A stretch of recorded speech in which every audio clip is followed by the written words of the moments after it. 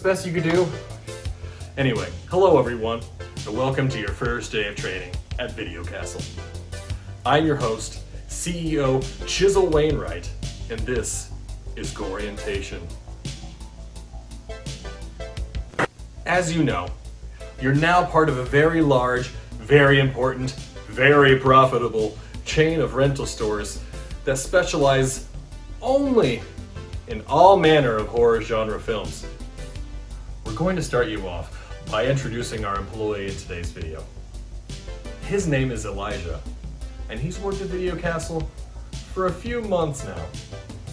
Let's take a look.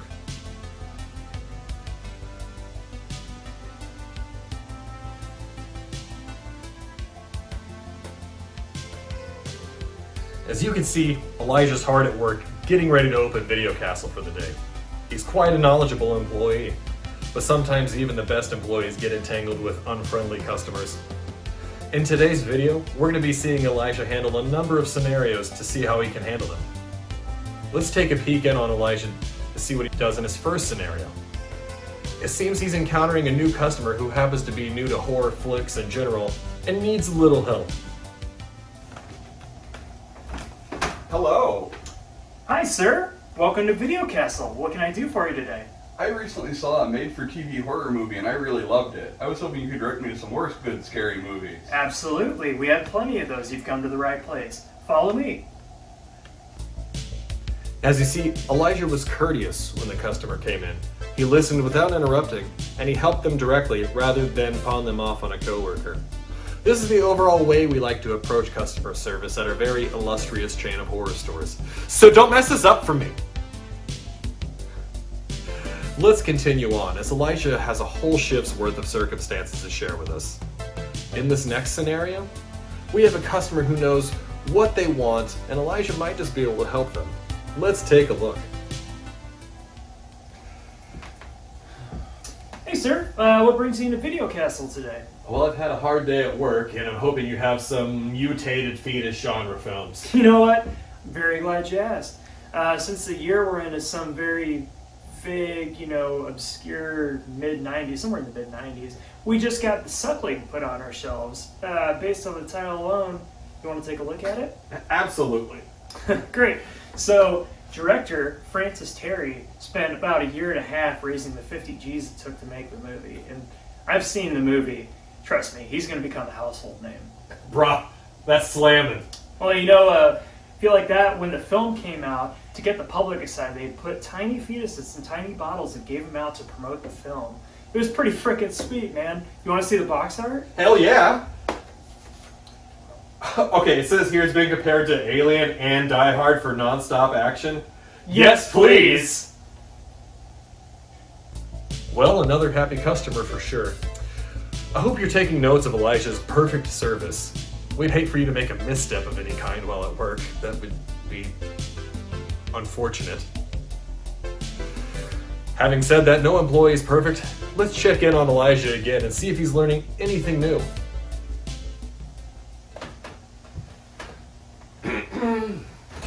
Hey, Mr. Morris. How are you doing today? Elijah, if I've told you once, I've told you 100 damn times, you don't face away from the counter. Well, how am I supposed to organize the tapes and face the front door? No, I don't want to hear it. That's not for me to decide. I get paid the big bucks to tell you what you're doing wrong, not to make you a better employee. What? But why are these still here? Didn't I tell you to put these back on the shelf before I left? Yeah, but... Yeah, but what? I just think that the covers are misleading and they really don't explain the movie. Boy, ain't your mama ever taught you to not judge a horror movie by its cover? I don't know. Listen, I may yell and I may scream, but I know my horror movies. What do you think I'm doing in the back all day besides sitting on my ass and eating food? Don't answer that. But now look at this one, huh? My Little Eye is a found footage film, son. Let me school you on it, okay? Besides being better than the cover lets on, the film features a strapping young lad named Bradley Cooper. That actor is not only dreamy, but he clearly goes from being in Wet Hot American Summer into a horror film. I mean, the kid's got range. But I'm not done. Now, furthermore, the movie was originally way too long at 4 hours. After being test screened, they knew they had to cut it down. Heck, the whole movie almost went straight to video. Okay. Yes, thank you. But what about this one?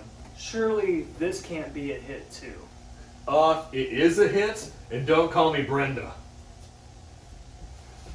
Anyway, this film, The Catcher, falls into that baseball horror genre that you know nothing about, apparently. This one has some hotties in it, too. We're talking B-movie king Joe Estevez. He makes my heart skip a beat. But also it features a truly unique kill where they duct tape a fella to the lockers and they sodomize him with a baseball bat. And yes, it does make my heart skip a beat, too. Not gonna comment. Damn it, son. Now I'm talking here. Look, I'm not able to tell the future, but I've been on this director's IMDb page, and he goes on to make plenty of genre films. Respect him.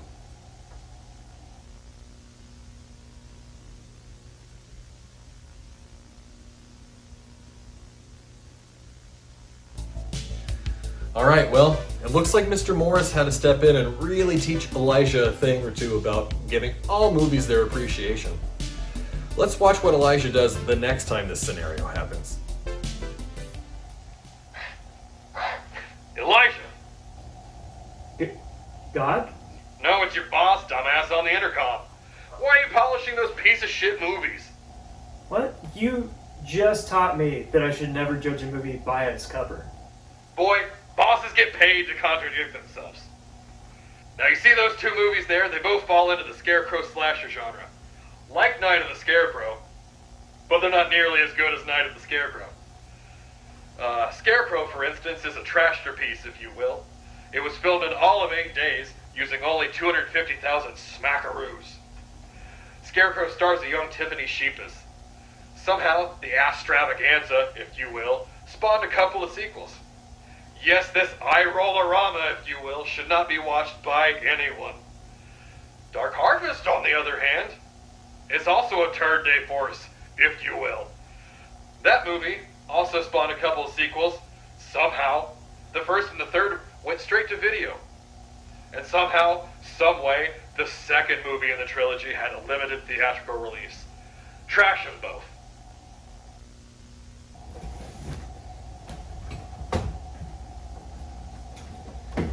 You know, aside from Night of the Scarecrow, Jeff Burr would cement himself in B-movie history by directing From a Whisper to a Scream, Texas Chainsaw 3, Pumpkinhead 2, and a couple more.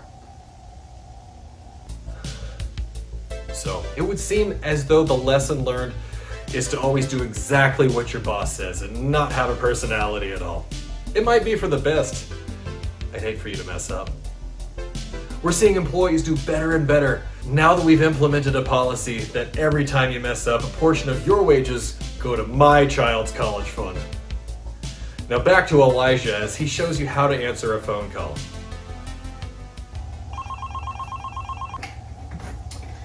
Thank you for calling Video Castle, where scaring's our business at $5 a night. How can I help you? Well, hello. Yeah, my name is Chrissy, and I have a husband who loves horror movies. I'm hoping you could help me find something new in a specific genre. My husband thinks he's seen it all, and he's depressed now. I already called over to that Rotten Rentals, and they don't have anything that my husband hasn't already seen. Think you could help me? Yeah, I'll certainly try, Chrissy. What's the genre? Necrophiliac rom-com. Yes. Okay. That's no problem at all. You see, I can definitely understand his dilemma. There's only a handful of them made. Has your husband already seen either of the necromantic movies? That is not one we've ever bought, so no. I think we've got a winner as long as they're good. Well, I didn't say that. They're pretty much straight down the middle in terms of what people would call good. These movies have been banned in 5 different countries and might just be made as shock value. The director said that he made them to rebel against the German film rating system. That's the only reason they exist. All right, well, definitely sounds like something he'd be interested in.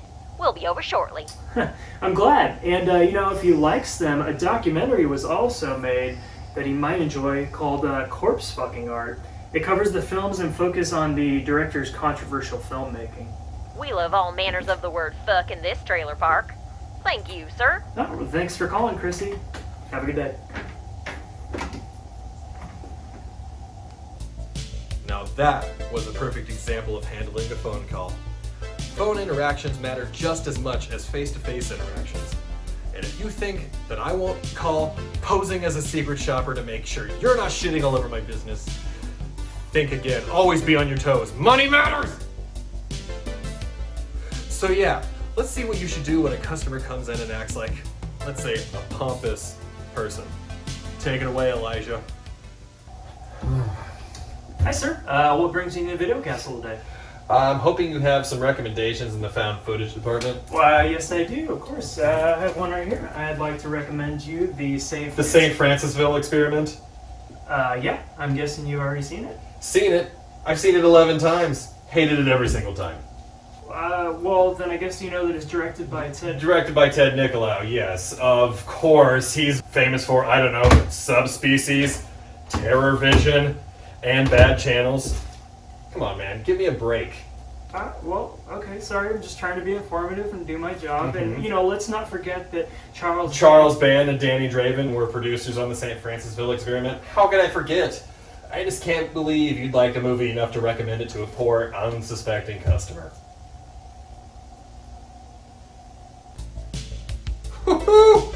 Our customers can be dickish, can't they? It almost makes you wonder why they talk to us at all, since they truly are know-it-alls. People like to make you feel dumb for not liking the same things or not having seen something. Kind of makes you think. Well, they're our customers though, and they like to give us money, so we'll just make sure our employees always take the brunt of their anger. That is the Video Castle way. Now in this next scenario, Elijah has an interaction with an employee from Rotten Rentals, our competitor.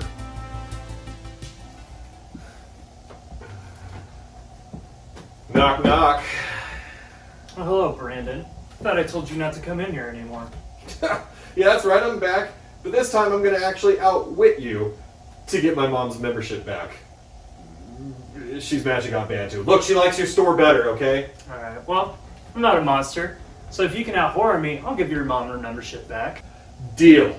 Same rules as last time, alright? Every round's a lightning round. Whoever has the most facts for that round wins. No repeat genres. Best 2 out of 3. Alright, and to show you that I'm better at this, you can pick any movie behind me and start with your facts. Well then how about...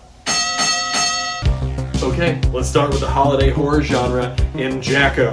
My first fact, this was directed by Steve Latshaw. Steve also directed Vampire Trailer Park, Biohazard the Alien Force, and Death Mask. Both Jacko and Death Mask starred Millennia Quigley. And Brinky Stevens. And John Carradine. And Cameron Mitchell. Yeah, and it's Cameron Mitchell's final movie. He died after that one. It's the last movie to feature John Carradine since it came out 8 whole years after he died. That's all I got on that movie. Me too. Scenes were tied. Now it's my turn. Alright, I choose Dolly Dearest from the Killer Toilet Genre. My first fact is it stars the incomparable Rip Torn. Yeah, as well as Denise Crosby. The doll was played by Ed Gale. The same Ed Gale that played Howard the Duck. And Chucky stunt double in Child's Play. And Station in Bill and Ted's Bogus Journey. There's a scene when Dolly's falling down the stairs. You can clearly see the actors wearing protective gear. Damn it! Got nothing else. That means I win. I only need to win the next round, and you and your mom are gone for good. Hey, I could come back in the last round, causing us to go into a tiebreaker, okay? Alright, my turn to choose. I'm going with one from the pandemic genre, a certain infection. My first fact is that its Japanese name is Kansen. Yeah? Well, the director's name is Masayuki Ochiai. Who's better known for the American adaptation of Shudder? And Parasite Eve, pre-video game series. If you translate the more popular tagline, it reads, "Death is just a breath away." Yeah? Well, the less popular tagline, when translated, is "Nothing can prepare you for the epidemic that could wipe out the entire planet."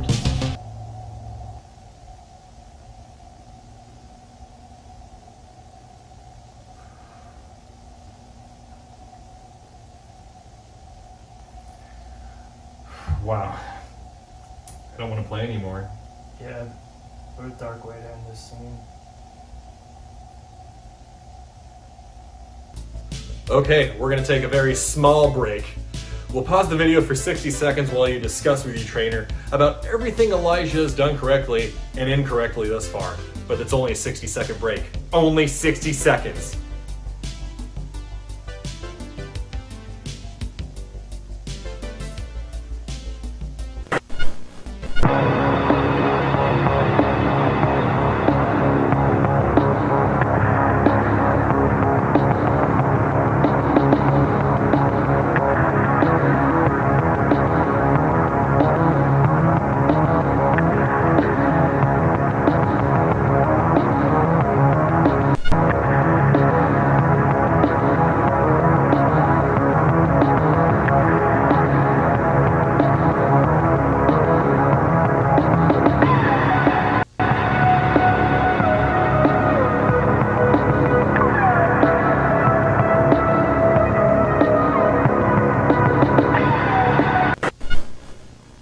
Now that we're back, I hope the trainer that we pay way too much per hour did their job correctly. If not, feel free to send us a postcard with the trainer's name and store number to the address below.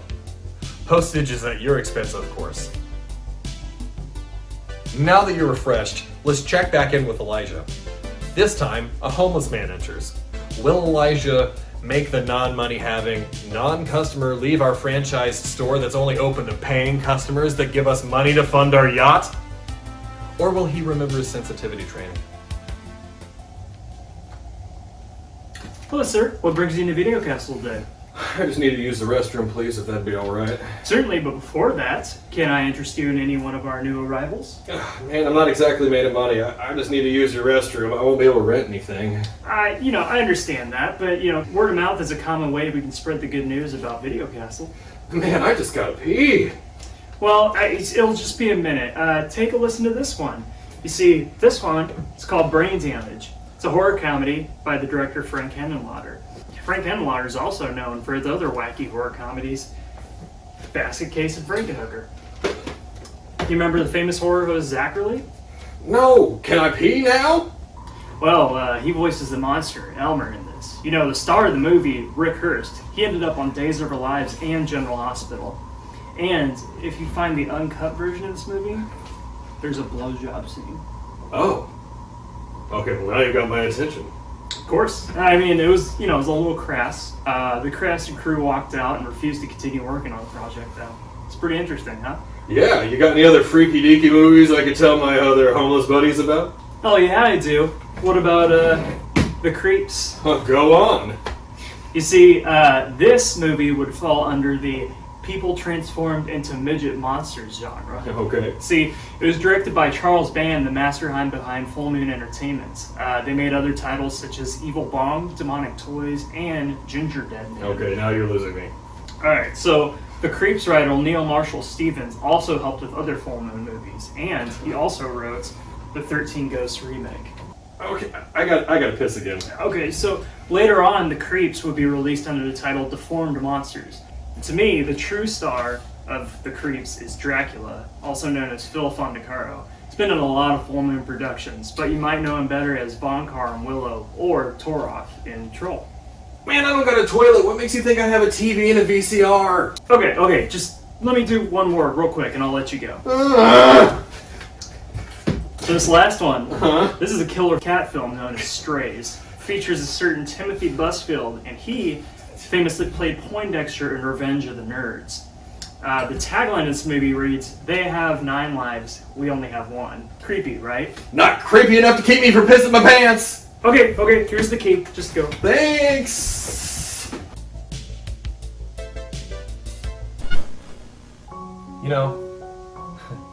I was just thinking, I'm at the top of this multi-million-dollar totem pole that will never fail. And there you are, in a small room with a person younger than you, training you on how to handle your day-to-day operations. You'll make $4.25 an hour, while my bank account keeps adding zeros. Well, I want you to know from the bottom of my heart, you should be so lucky! Not everyone has a job, okay? And if you even try to climb that ladder and take my job, I'll kill you myself! Man, we're rolling. Say or do something. Like what? He didn't set up the video, and I'm pretty scared to make the wrong move. It doesn't matter. There's a whole bunch of tapes on the wall right behind you. Use them, rattle off some facts.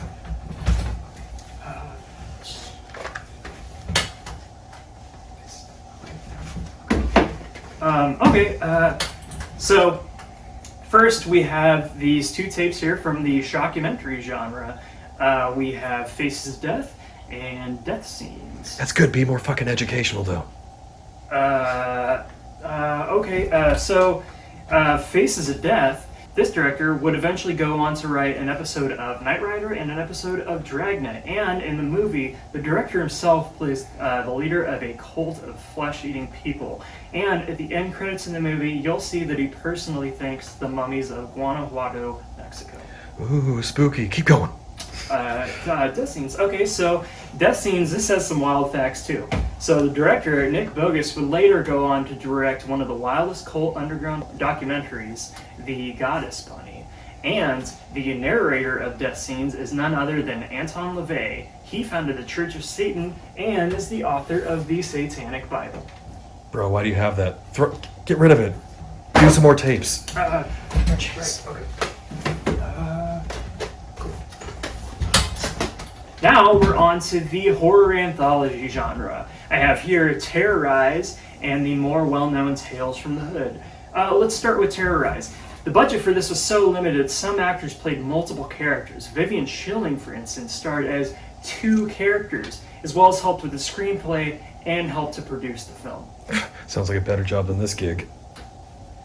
Sorry, continue. Alright, so then we have Tales from the Hood. It features a lot of big names like David Alan Grier, Clarence Williams III, Wings Hauser, Michael Massey, and Tom Wright. And you know, Tom Wright, he actually played the hitchhiker in another great anthology, Creepshow 2. Fucking love that movie, bro. Alright, so Tales from the Hood was executive produced by Spike Lee, and 23 years later, they made a sequel starring Keith David, and a couple years after that, they made another sequel with Tony Todd. Okay, well that's good enough. I'm gonna send it back to the CEO and see if he wants to do anything else. You're damn right I want to do more. This is my company. I'm not about to let it bleed money. I let you hire these sniveling fucking brats with hopes that you turn them into horror geniuses.